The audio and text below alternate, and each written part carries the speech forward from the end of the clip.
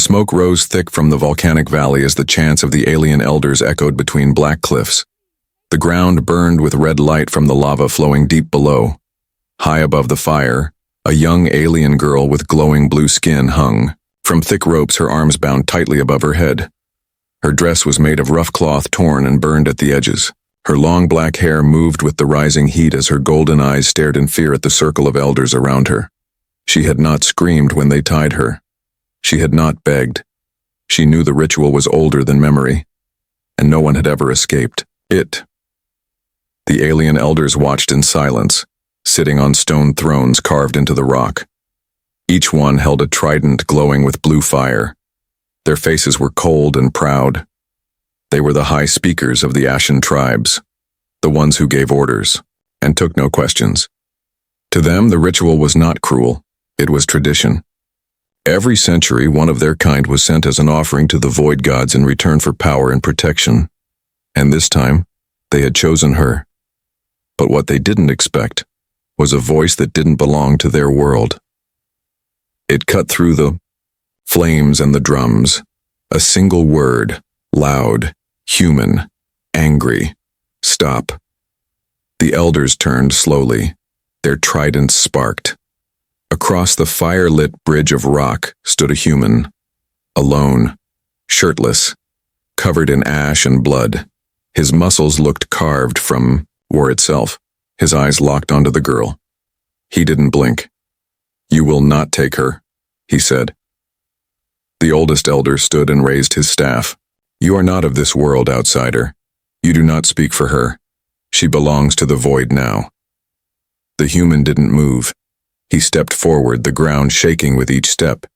He passed the flames as if they feared him. His skin burned, but he didn't care. His eyes never left the girl. Her chest rose with hope for the first time. "I know her name," he said. "I know her voice. I have heard her sing under the twin moons. She does not belong to the void. She belongs with the living." The elders rose one by one. Their tridents pointed at him. The flames around them roared higher, and the air became thick with heat and warning. Still, the human didn't stop. "Why do you care for this girl?" one elder asked, his voice deep and sharp. "She is one of us. You are nothing. A stray from a dead world." The human raised his hand and pointed at the girl hanging above the lava. "Because when I crashed here, broken and alone, she found me. She brought me food. She hid me from your hunters. She healed my wounds. She did all this even when she knew it could cost her life." The girl's eyes filled with tears, but she did not look away. "I owe her everything," he said, "and now I will pay that debt." One elder shouted, "You will die if you take her." The human stepped to the edge. "Then I'll die. But not before I break your chains." The lava behind them cracked louder. The ground trembled. But the human didn't wait. He leapt across the last gap, landing near the girl's feet. Firelight lit his face and his hand reached for his knife. The elders rose with fury. Tridents glowed. Warriors moved to stop him, but the girl whispered, "He came." The story had begun, and nothing would be the same again. The lava cracked below as the human reached up with his knife. His eyes were locked on the ropes holding the alien girl. The fire's glow made her blue skin shimmer. Her arms trembled from hanging too long, but when she saw him close, her lips moved softly. She didn't speak, but her eyes were pleading. The elders roared in their ancient tongue. Their staffs slammed against the rock, summoning armored warriors from the dark. The human saw them coming but didn't stop. He cut the first rope with a single stroke, then the second. The girl dropped, but he caught her before she fell too far. Her weight pressed into his chest. She was weak. She smelled like smoke and blood. But she was alive. "You're safe now," he said. She tried to speak but coughed instead. Her throat was dry from the heat, and her hands were bruised from the ropes. He lifted her into his arms like she weighed nothing and turned to face the edge of the cliff. But the warriors were already there, tall, blue-skinned, covered in bone armor and painted in ash. The leader stepped forward, his face hidden behind a carved skull helmet. His weapon was longer than the human's arm, glowing at the tip. The human didn't flinch. He shifted the girl in one arm and drew his blade with the other. It wasn't clean or sharp. It was cracked and burned like it had survived too many battles. But it was his. "Give her back," the warrior growled. "No," the human said. "She was chosen. You have no right." "I have every right." "She chose me first." The girl, weak in his arms, lifted her head and nodded. The warrior hesitated. Then, with a snarl, he charged. The fight exploded in flame and fury. The human moved fast, faster than they expected. He ducked low and slammed his shoulder into the first warrior, sending him off the cliff. Another tried to stab him from behind, but the human twisted, blade flashing, cutting deep into the attacker's leg. He didn't fight to kill. He fought to protect. Every move was measured. Every step brought him closer to escape. The elders shouted louder, now summoning their magic. The air shimmered with heat as blue fire began to rise around them. Sparks flew. The girl clutched at his neck, whispering something in her language. "I know," he said softly. "We don't have long." A stone bridge crossed the lava below. It was narrow and old, cracked from heat. The human sprinted toward it, but a wave of blue fire blocked the path. He skidded to a stop. Behind him, more warriors. In front, flames. He looked down at the girl. "You trust me?" She nodded weakly. "Good." He backed up, then ran full speed and leapt straight over the edge. The girl gasped, holding tighter. For a moment they were falling through heat and smoke. Then, crack. His boots hit stone halfway down. A hidden ledge. He had seen it earlier when they first brought him in chains. He remembered everything. The ledge led to a tunnel carved into the rock. He rushed in, carrying her deeper into the mountain's side. The flames and screams above faded with each step. The air grew cooler. The tunnel narrowed, then opened into a dark cave lit by glowing stones. He set her down gently. She tried to stand but collapsed. He caught her again. "You saved me," she whispered. "I'm not done yet," he said. "They'll come." She looked up at him. "Why did you come back for me?" He stared at her for a long moment. "Because I made you a promise. And I don't break promises." Outside, the sound of pursuit echoed down the tunnel. The alien elders had not given up. The ritual was broken. But the war was just beginning. The cave walls shimmered with blue crystals as the human carried the girl deeper into the mountain. Every few steps he paused to listen. The sounds of the elders' warriors echoed faintly behind them, bouncing through the stone. But they were getting farther away. For now. The girl clung to him weakly. Her breath was shallow. Her skin, once bright and glowing, now looked pale. The ropes had cut deep, and the heat from the fire had left burns on her arms. He laid her down gently beside a pool of clear water in the cave and dipped a cloth in it. "Hold still," he said. She didn't argue. Her golden eyes stayed on him as he cleaned the wounds. She winced, but didn't cry. She was stronger than she looked. Even now, after being nearly sacrificed, she kept her head high. "What's your name?" he asked softly. She blinked slowly. "Kira." He smiled faintly. "I'm Jack." Kira nodded. "You shouldn't have come for me." "I know," he said. "But I did. Now they'll hunt you." "They already were." She looked at his arms, covered in scars, fresh and old. "Why do you fight for me?" "I am not your kind." Jack leaned back, resting against the wall. "Back on my ship, before I crashed here, I had crew, friends, a mission. But after the crash I had nothing, then you found me. You brought me food when you had none to spare, you shared water. You stayed silent even when your own people searched nearby." "I couldn't leave you," she whispered. "Exactly," he said. "So now I won't leave you either." Silence fell between them. The cave was calm. The water glowed softly. Kira closed her eyes for a moment, breathing slowly. Then her voice came again, weaker. "The ritual, it's not just for power. The elders fear something. Something that's coming. They say the gods demand a life every 100 years, or the fire beneath the world will rise and destroy everything. Jack frowned. Sounds like an excuse to kill the weak. No, Kira said. It's real. But the gods, they're not what they think. I've seen it. I touched the stone before they took me. What stone? She pointed behind him.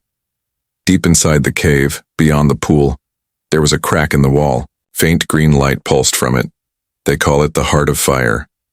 It speaks to those who are chosen. I saw visions, fire, death, and a figure, with your face. Jack stood slowly. With my face? Kira nodded. You were standing in fire, and the flames bowed to you. He looked toward the glowing crack. The green light grew stronger as he stepped closer. The air changed.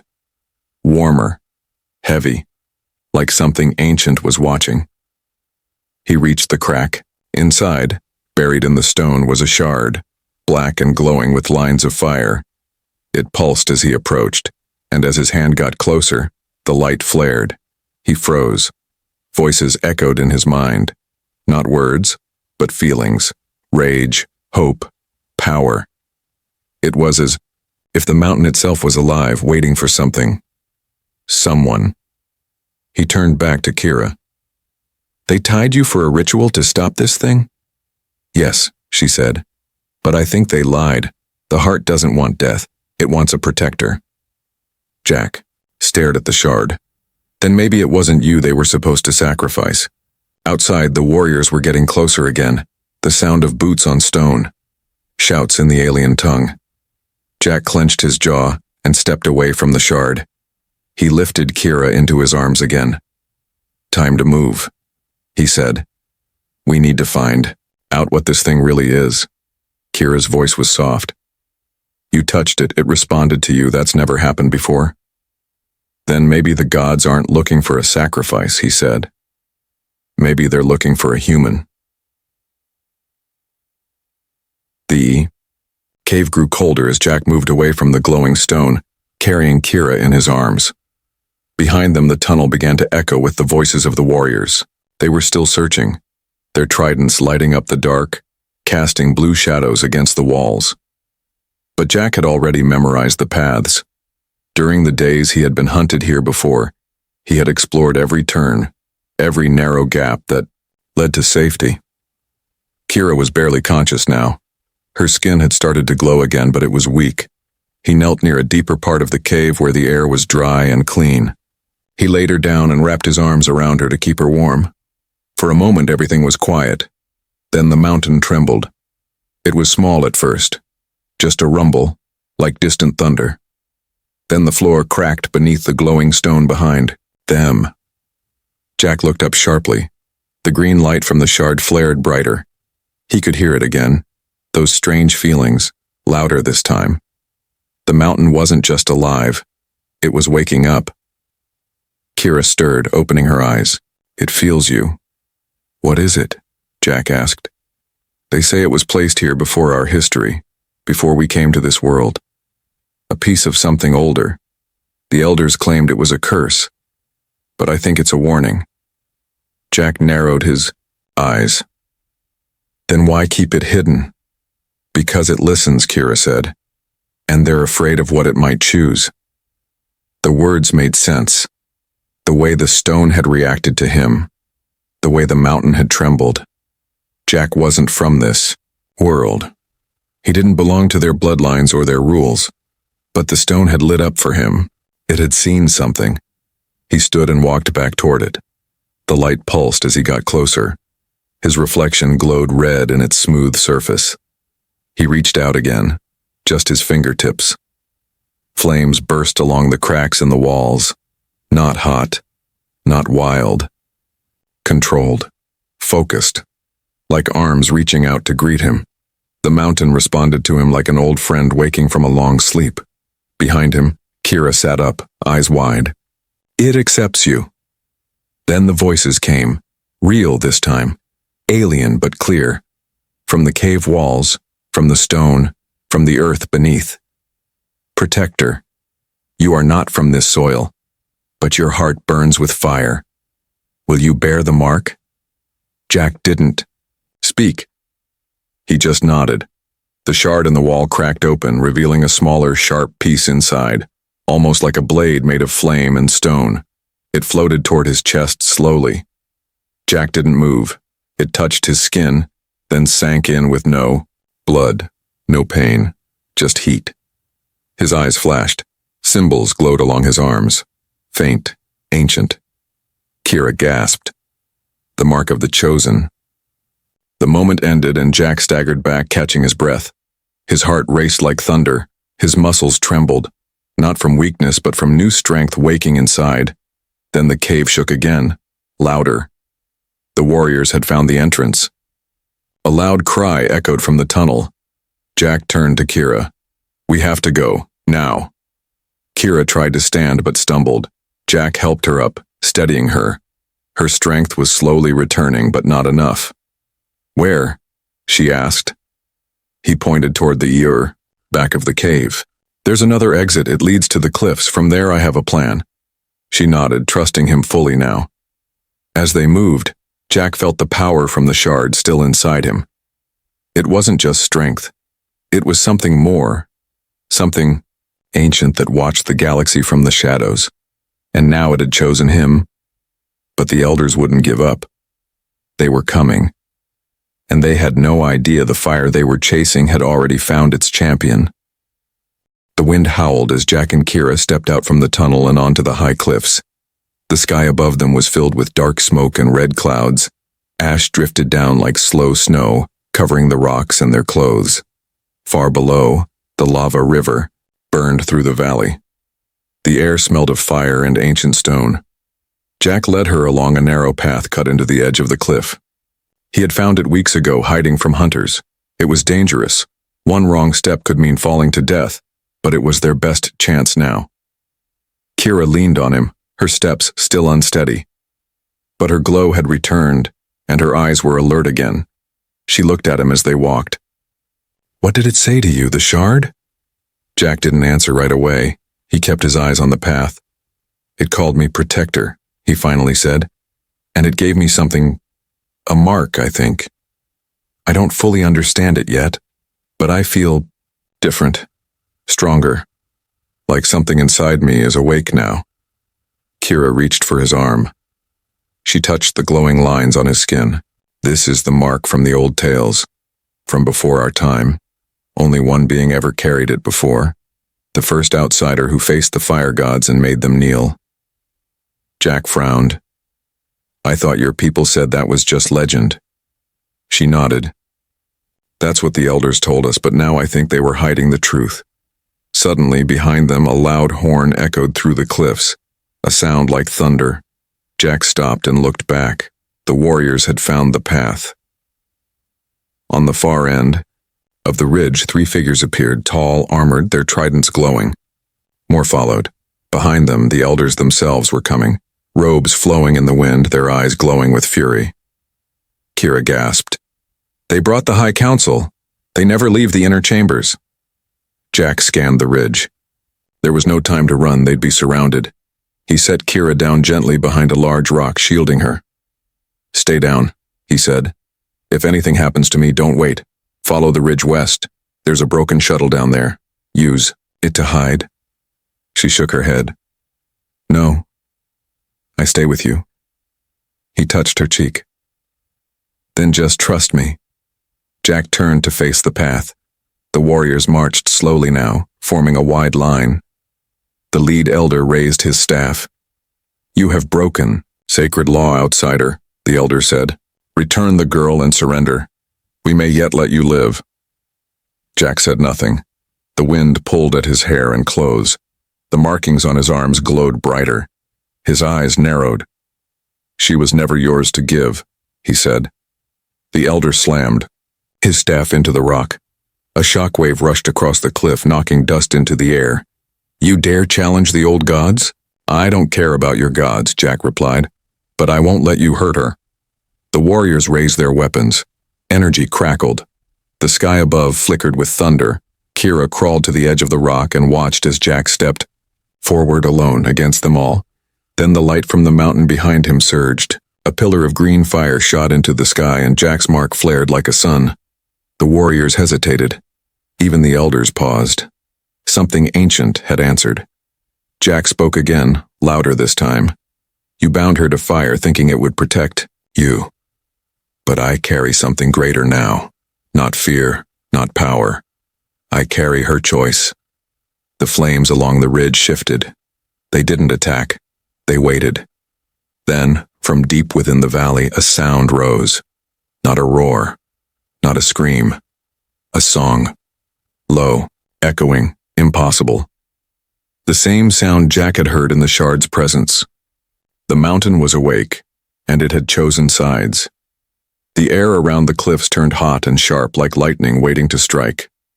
Jack stood alone, his arms glowing with ancient marks, facing the alien elders and their guards. The green fire, behind him, still burned high into the sky, making shadows dance across the rocks. Kira pressed herself low behind the boulder, her breath caught in her throat. She had never seen anything like this. No one had. The lead elder stepped forward. His face was tight with anger but also fear. His voice trembled just enough to notice. This power is not yours, the elder shouted. You are a stranger. The mountain does not belong to your kind. Jack didn't move. It doesn't belong to yours either. You've used it to take life. But it doesn't want death. It wants to be heard. The elder slammed his staff again. The stone beneath him cracked, but Jack didn't flinch. Behind him, the fire seemed to grow calmer, like it listened only to him now. Another elder whispered, He's bonded to the shard. That hasn't happened in 10 lifetimes. We must strike him down before it's too late. A warrior growled. But Jack raised his voice again, this time stronger. You said the gods would destroy your world if they didn't get a sacrifice, but maybe that was never true. Maybe they wanted a voice, a shield. Maybe they waited centuries for someone who wouldn't kneel. The ground began to shake. Not from fear, but like something beneath it was rising. Stones tumbled down the cliffs. Even the warriors looked unsure now. Kira stood up slowly behind the rock. It's choosing him. The elder pointed at Jack. He has tricked the girl. He's using her to gain control. But Kira stepped out fully now. Her legs still trembled, but her voice was clear. No. I chose him. When I first saw him, wounded and alone, I saw something you never had. Mercy. The warriors looked at each other. Some lowered their tridents slightly. Then the earth cracked open behind Jack. A giant shape rose from the heart of the mountain. It wasn't alive like a beast, but ancient metal and stone, forged in shapes too old to understand. A guardian, a sentinel. Fire flowed through its veins. Its eyes were like twin suns, and it looked directly at Jack. Kira gasped. It's real. The alien elders stepped back. One of them dropped his staff. The guardian's voice came like a deep wind across the cliffs. You are not from this world, and yet you carry its last hope. Jack stood his ground. Then tell me what you need me to do. The guardian's fire dimmed slightly, as if it were thinking. The seal is breaking. The void beneath grows hungry. It does not want a sacrifice. It wants war, and you must lead the fight. Kira moved beside him, now standing with strength again. He's not alone. Jack turned to her. Are you sure? She nodded. If your world burns, so will mine. If they feared you because you were different, let them fear both of us now. The alien elders were silent. The mountain had spoken. Their laws meant nothing now. Jack stepped toward them, not to fight, but to declare. It ends here. No more sacrifices, no more lies. I carry the fire now, and I will protect what matters. Behind him, the guardian slowly sank back into the mountain, leaving only the glow behind. The warriors didn't move. They had no orders now. The elders stood frozen, faced with something far greater than tradition. The sky above shifted. The clouds pulled back, revealing a strange shape in orbit. A shadow approaching. Kira looked up. The void is waking. Jack looked at the sky. Then we better be ready. The shape in the sky grew larger with every passing second. Not a ship. Not a moon. It was something darker than space itself. A presence. The clouds twisted around it, pushed aside like waves around a rising island. Even the wind seemed to slow. Jack and Kira stood together on the cliff as the light from the mountain faded behind them. The elders had fallen silent, their robes heavy in the ash-filled breeze. Their power meant nothing now. The old stories had come to life, but not in the way they expected. Kira stared at the dark shape. It's not just waking, it's already watching. Jack nodded. His arms still glowed faintly. The mark was quiet now, but he could feel something, deep inside him. Heat, steady and waiting. What is that thing? He asked. Kira's voice was soft. They call it the hunger. It's not a creature or a god. It's a wound in the stars. It grows every century, and when it's strong enough, it feeds. Feeds on what? Life. Worlds. It doesn't take land or metal. It takes souls. Jack's jaw tightened. And the sacrifices? The rituals? Kira nodded. They were meant to delay it, slow it down, but it never stopped it. It only made us feel in control. One of the elders stepped forward now, his face pale. If you carry the fire, then only you can speak to it. Only you can stop it. Jack looked at the elder coldly. You spent 1,000 years feeding it, our people. You think that buys you peace now? We were afraid, the elder said. We believed the stories. Jack turned back to the sky. Belief doesn't stop monsters. Kira reached for his hand. But you might. He looked at her, then at the gathered warriors. Many had dropped their weapons. Their eyes were wide, not with fear of him, but with hope. For the first time, they saw a future beyond the ritual. A future they never thought possible. Jack spoke to all of them. We don't need more sacrifices, we need to fight. The lead warrior stepped forward. With what? We have no ships, no army. Jack pointed to the mountain. You have me, and you have that. He nodded toward the place where the guardian had appeared. There's more in this mountain. Weapons, knowledge, left by whoever built that thing. Kira nodded. The ancients. They came before our time. Their fire still sleeps deep underground. The warrior looked at the elders, then back to Jack. Then we'll follow you. Lead us. Jack looked down at his hand. The fire inside the mark pulsed once more. I didn't come here to lead anyone, he said. But I won't run. If you stand with me, then I'll fight with you. A soft cheer rose from the warriors. Quiet at first, but it spread. Even the mountain rumbled slightly as if answering back. Kira stepped beside him. We'll need everything. Tools, knowledge. The flame inside the stone isn't just power. It holds memories, visions. You've seen them before? Jack asked. Yes, she whispered. And now you will too. She placed her hand over the mark on his chest. Suddenly Jack's vision blurred. He saw flashes, stars being swallowed, worlds screaming in silence, a ring of fire around a small blue planet. He saw the last human who touched the shard, long ago, standing alone against the black wave. And he saw himself, burning, standing in front of a wall of darkness with Kira at his side. He gasped and stumbled, catching himself against the rock. Kira steadied him. You saw it, didn't you? Yes, he said, and now I know what's coming.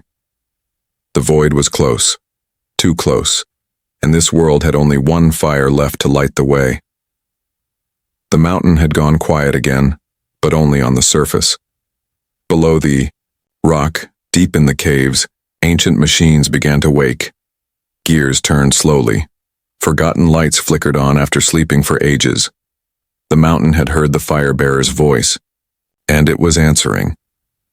Jack stood at the center of the ancient forge room, his chest still glowing faintly. Around him, the alien warriors watched in silence. The elders stayed in the shadows, no longer giving orders.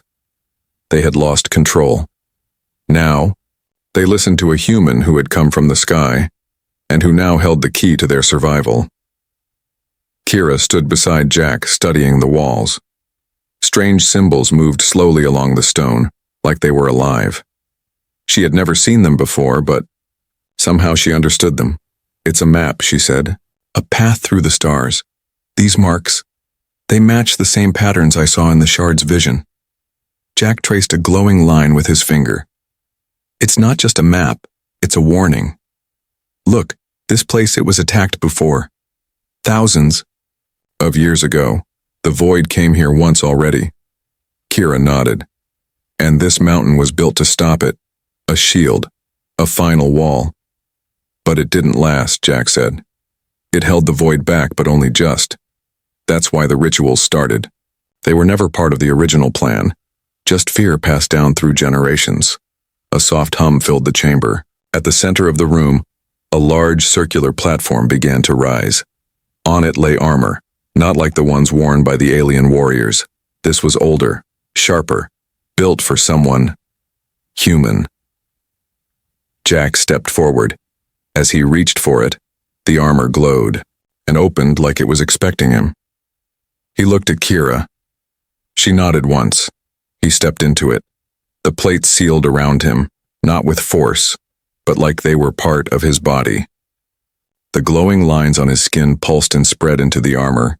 It came alive with fire. Gasps filled the room. The warriors knelt. Even the elders lowered their heads.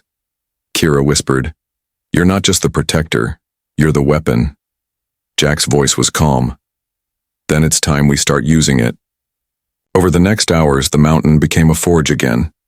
Hidden rooms were unlocked by Jack's presence. Inside were weapons forged from star metal, tools of ancient war, energy cores still glowing after centuries. Kira helped guide the warriors through the symbols. Together, they rebuilt what had been left buried. Jack trained the warriors in silence. He showed them how to use the weapons, how to fight without fear, how to move together. He didn't lead them with words. He led them with action. Kira, now healed, became the bridge between the people and the fire. She helped the tribes understand what was coming, that the war was not just for survival, but for truth, for ending a cycle of fear. At night, Jack stood at the cliff watching the dark shape in the sky grow larger. The void was coming faster than they expected. Kira joined him. "We don't have much time." "No," Jack said, "but we have fire, and that's more than we had yesterday." She looked at him for a long moment. "In the vision, I saw you fall." He didn't look away. "Then I'll fall standing." Kira touched his arm. Not alone. A light flared in the distance. The sky cracked. The edge of the void had entered the atmosphere. Jack turned to the warriors behind him. "Get ready. We light the mountain. Tonight we make our stand." And behind him, the mountain answered with flame. The sky above the mountain turned black as the void pushed through the clouds like a wound splitting open. Stars vanished behind it. Light bent around it. The shape wasn't solid. It was alive, shifting, reaching, whispering across space. It didn't speak in words. It didn't threaten with weapons. It simply consumed. Anything that stood in its path faded into nothing. The mountain shook as the first tendrils of darkness reached the edge of the sky. Jack stood at the front of the warriors, his new armor glowing with fire. Ancient runes along his arms pulsed with light that matched the rhythm of the mountain itself. The forge beneath them had become a beacon. Fire poured from its vents. Energy shields rose across the cliffs. Hidden towers emerged from the stone, aiming toward the sky with cannons built long before either human or alien had stepped foot here. Behind Jack stood Kira, fully healed, her eyes glowing bright gold. In her hands was a staff of the ancients, gifted by the forge, humming with firelight. She was not the same girl they had tied for sacrifice. She was a commander now. The alien warriors, once divided by clans, now stood shoulder to shoulder. Their armor had been reforged. their tridents powered by the flames of the forge.